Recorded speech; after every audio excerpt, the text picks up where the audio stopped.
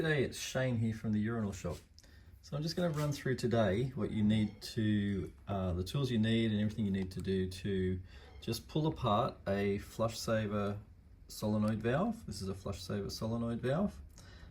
Just to clean out the diaphragm, because sometimes bits of washer and dirt can get washed into these solenoid valves, and if they get under the diaphragm, solenoid valve will constantly leak or run and just not turn off.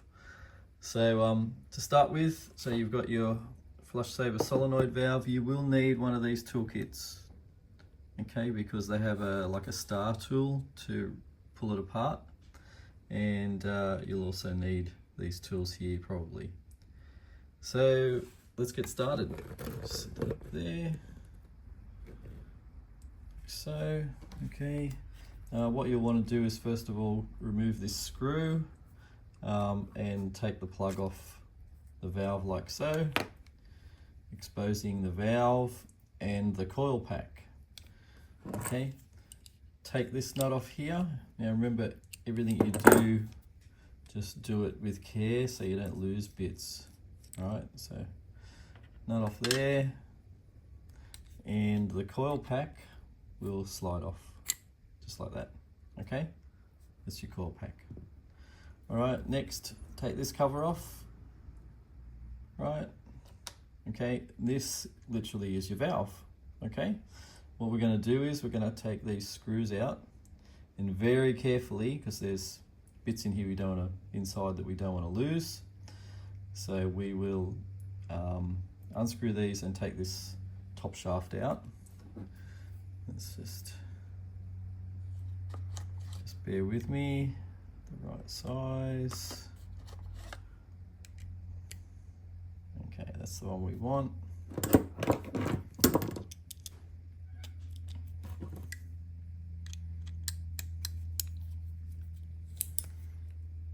Okay,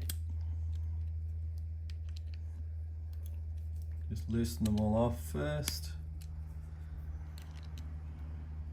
like so. Okay, I'm going to take that shaft off there, and I'm just going to slowly take these screws out.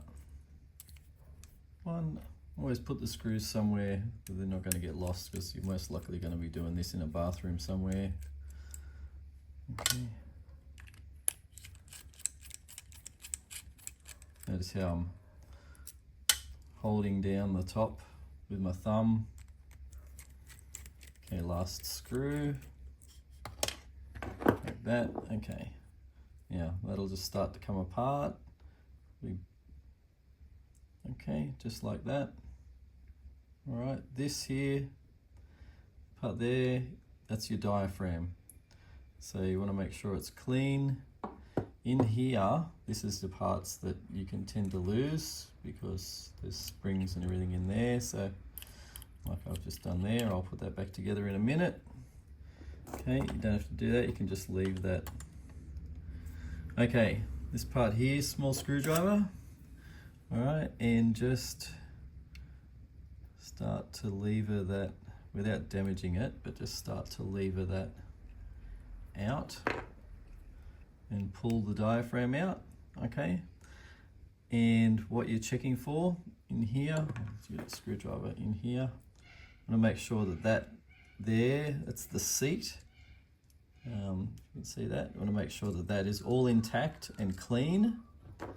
Okay, and then the underside of your diaphragm, this part here, you want to make sure that this area around here is free of any pieces of grit, and even have a good check of it, and check that there's no splits, because that will damage it as well. So you're checking for dirt and grit and any imperfections in this diaphragm. And then you just want to, once you've done that and you've cleaned it all out, you just want to put it all back together again, same way as it came apart. Okay, so I'm going to go ahead and put all that back together and come back to you in a minute. Okay, so here we are. I've started to put the valve back together again. I've put all 4 screws back in, and I'm just going to tighten them up. The best way to do this is probably diagonals first, till they're tight, and then I would go around and just tighten them up a little bit with your bar. It doesn't have to be that tight, but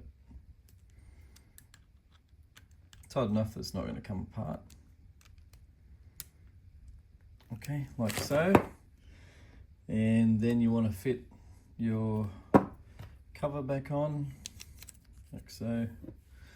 Coil pack back on. And lastly, lock that up with the locking nut. Now, once you've done that, the way to check these valves is you can just blow through them. So if you find where the inlet is, just blow through there. With no power on this, you shouldn't be able to blow through it, okay? So if you've done that, it should be all good. All right, questions or comments? Yeah, just put them in the comment section below.